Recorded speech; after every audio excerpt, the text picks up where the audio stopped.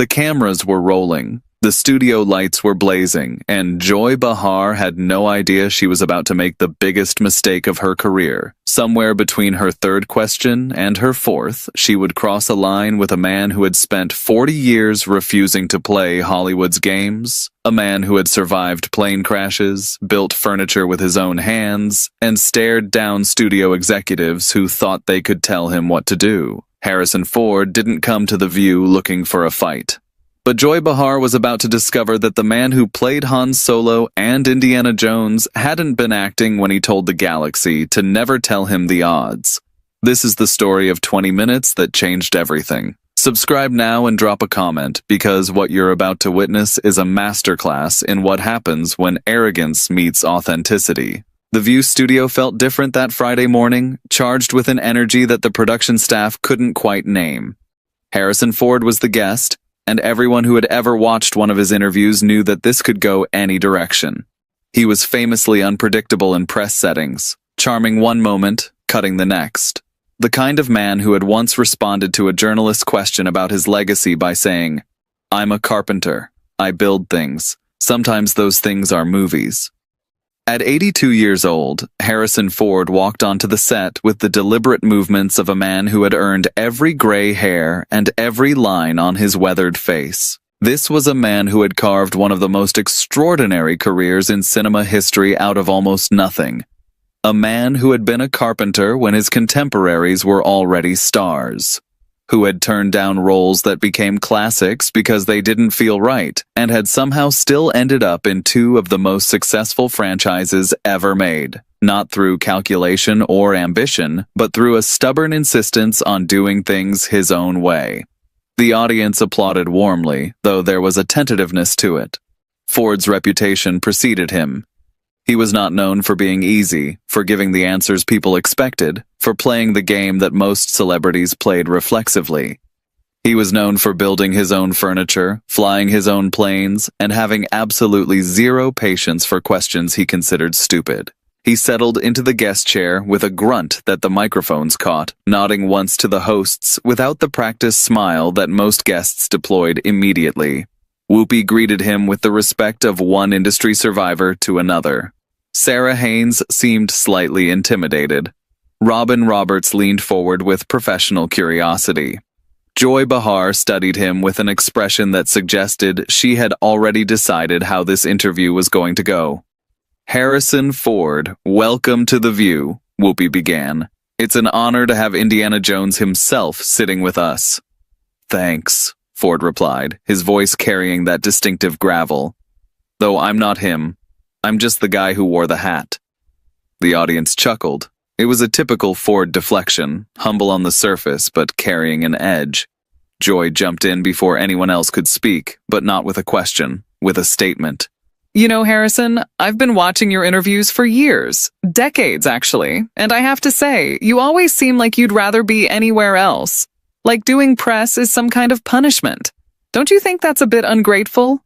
All these fans who love you, and you can barely be bothered to crack a smile?" The observation was sharp and clearly designed to knock him off balance, but Ford simply turned his head slowly to look at her, his expression unchanged. "Is that a question or a diagnosis?" he asked. "It's an observation," Joy replied. "You've had one of the biggest careers in Hollywood history, and you act like it's all been some kind of burden. Some people would kill for what you've had." Ford was quiet for a moment. When he spoke, his voice was measured, but carried an undercurrent that made several crew members exchange nervous glances. "I've been doing this for 50 years. 50 years of interviews, premieres, photo shoots, press junkets, and in all that time, I've learned something. The work matters, the publicity doesn't. I show up and do the job because I'm a professional. But I'm not going to pretend that sitting in a chair answering the same questions I've answered 1,000 times before is my idea of a good time." "But that's part of the job," Joy pressed. "Connecting with fans, being accessible, showing some warmth." "Is it?" Ford's eyebrow raised slightly. "Or is that just what people have decided celebrities owe them?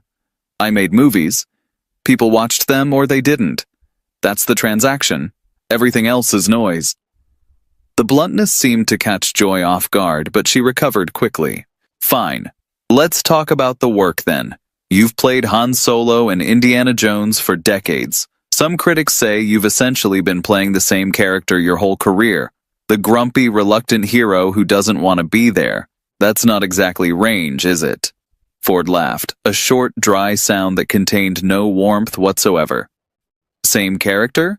Have you actually watched my films, Joy? The Fugitive, Witness, The Mosquito Coast, Presumed Innocent, Regarding Henry. Those are all the same character to you? He shook his head slowly. I've played doctors, lawyers, cops, scientists, presidents. I've done comedy, drama, action, romance. But sure, if you only remember Han Solo and Indiana Jones, I suppose you could convince yourself that's all I've done. I'm not saying that's all you've done. I'm saying those are the roles people remember. And maybe there's a reason for that. The reason is that those films were enormous cultural phenomena, Ford replied evenly. Billions of people saw them. They became part of the cultural fabric. That's not a limitation of my range. That's a testament to the power of those stories. He leaned forward slightly. You know what's interesting, Joy? I've never heard Clint Eastwood criticized for playing tough guys. I've never heard John Wayne's legacy questioned because he made westerns. But somehow I'm supposed to apologize for being in two of the most successful franchises in film history? Joy's face had reddened slightly, but she pressed on. Let's talk about your personal life then. You're married to Callista Flockhart. There's a significant age gap there, over 20 years, and you adopted a son together. Some people have wondered whether relationships like that are really about love or about something else. The studio went very quiet. This was personal territory, and Ford's expression shifted to something colder. I'm going to give you one chance to clarify what you mean by something else, he said. His voice was quiet but carried a warning that was impossible to miss.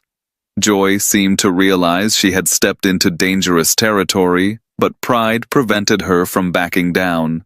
I'm just saying that Hollywood has a history of older men with younger women, and sometimes the motivations aren't purely romantic. Power dynamics, career considerations, image management. Stop. Ford's single word cut through the air like a blade. I'm not going to sit here and listen to you suggest that my wife married me for my career. Callista was already successful when we met. She didn't need anything from me. We fell in love. We've been together for over 20 years. We've raised a son together. That's the reality. Your implications are insulting to her, not to me. He turned to address the camera directly. For the record, my wife is the best thing that ever happened to me. She's smart, she's funny, she's kind, and she puts up with me, which is no small thing.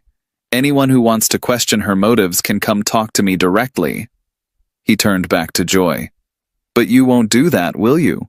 Because it's easier to make insinuations on television than to actually engage with real people about their real lives. Joy tried to regain control. I was just asking questions that people wonder about. No, you weren't, Ford said flatly. You were fishing for controversy, that's different, and I've been around long enough to know the difference. He crossed his arms, settling into his chair with the posture of a man who had no intention of leaving. Let me tell you something about my life, since you seem so curious. I started as a carpenter. Not because I was killing time between auditions, because I needed to eat and nobody would hire me as an actor. I built cabinets and furniture for people while trying to get my career going. For years. While other actors were going to parties and making connections, I was sanding wood and installing doors. His voice carried a mix of pride and old frustration. George Lucas hired me to build cabinets at his house. That's how I got the audition for Star Wars, not through an agent or a connection or a lucky break, because I showed up, did good work, and somebody noticed.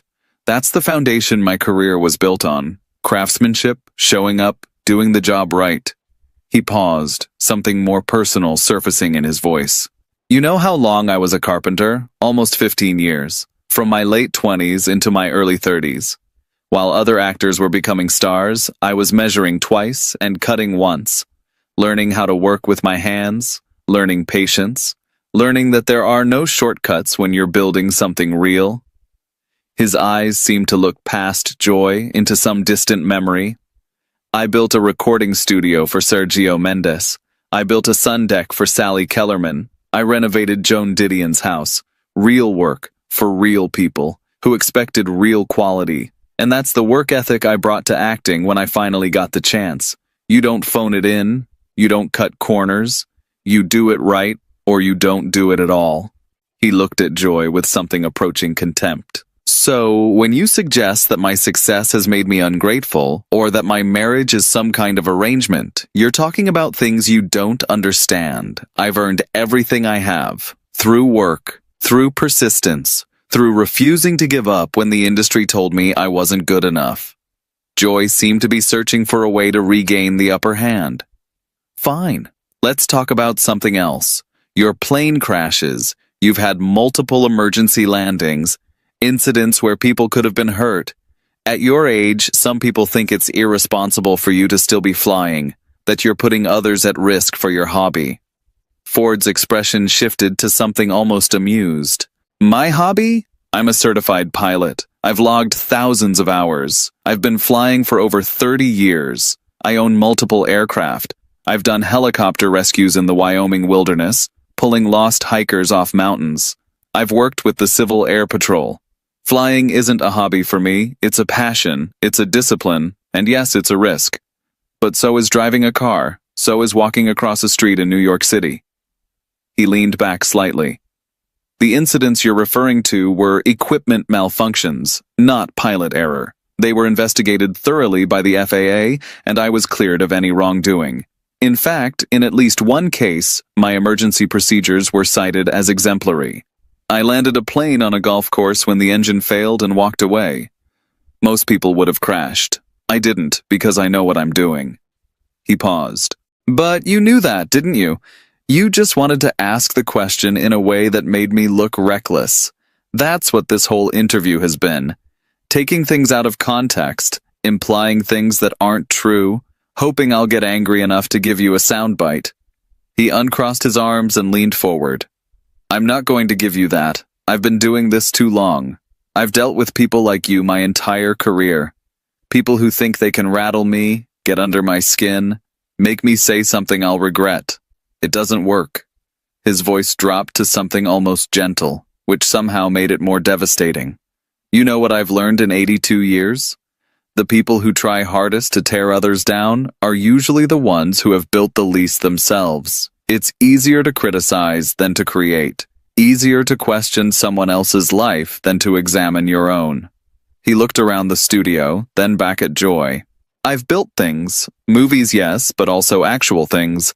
With my hands. Furniture that people use every day. A ranch that I've worked for decades. A family that I love. A career that has lasted over half a century. What have you built, Joy, besides a reputation for making people uncomfortable? The question hung in the air. Joy's face was now fully red. I've had a successful career in television and comedy for decades, she said defensively. Have you? Ford's tone was almost curious. I don't know. I don't watch television much. I'm usually out flying or working on the ranch or spending time with my wife and son. You know, actual life things. The dismissal was brutal in its casualness. Joy stood up abruptly. I don't have to sit here and be insulted. Then don't, Ford replied, not moving. I was invited here to do an interview. You're the one who decided it was going to be an interrogation. I'm just responding to what you've given me. This is my show, Joy said, her voice rising. Actually, I believe it's Whoopi's show, Ford said, glancing at Whoopi, who was watching the exchange with barely concealed amazement. And Barbara Walters created it. But sure, it's your show.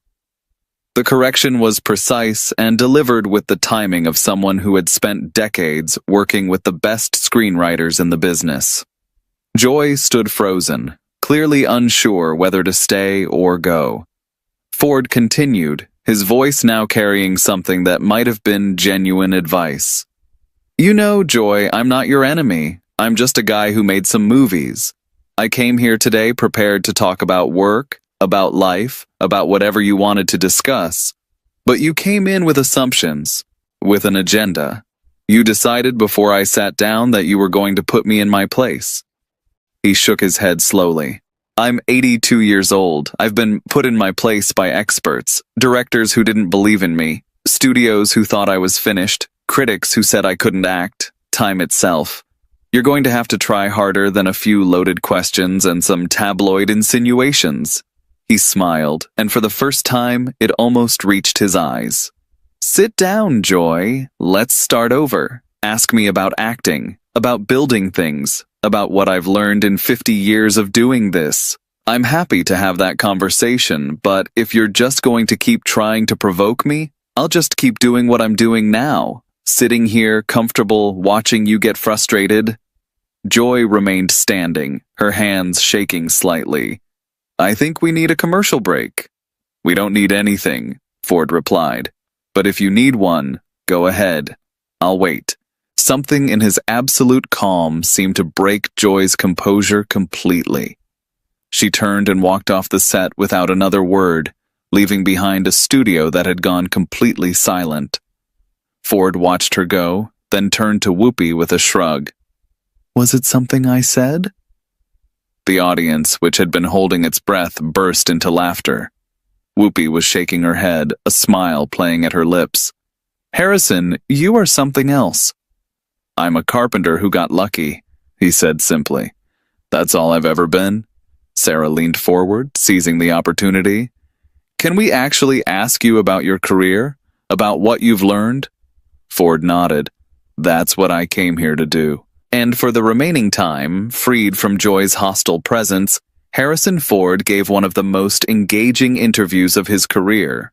He talked about working with directors from Lucas to Spielberg to Villeneuve, about the discipline of craft, about finding love later in life, about what it meant to still be working, still flying, still building things at 82. He talked about the importance of environmental conservation, a cause he had championed for decades, about his 800-acre ranch in Wyoming, where he worked the land and escaped from Hollywood whenever he could, about why he still did his own stunts well into his 70s. Not for ego, but because he believed audiences deserved authenticity. The body breaks down, he admitted with a wry smile. I've had injuries, but there's something about actually doing the thing, not just pretending to do it, that comes through on screen. The audience can feel the difference. They might not know what they're feeling, but they feel it. Sarah asked about his children, and his voice softened noticeably. 5 children from different marriages, ranging in age from their 20s to their 50s, each finding their own path. He spoke about the challenges of being a father while having the kind of career that took him away for months at a time, about mistakes he'd made and lessons he'd learned. I wasn't always present when I should have been, he said quietly. Work took priority when it shouldn't have. That's something I live with. But my children know I love them. And I've tried to do better as I've gotten older. Sometimes the best thing you can do is acknowledge your failures and keep trying. The audience left that day having witnessed something extraordinary. Not a fight exactly, though it had contained elements of one. Something more like a demonstration of how to handle hostility without becoming hostile, of how to refuse to play someone else's game without losing your composure, of how decades of experience and a lifetime of actually doing things gave a man the quiet authority to make loaded questions seem small.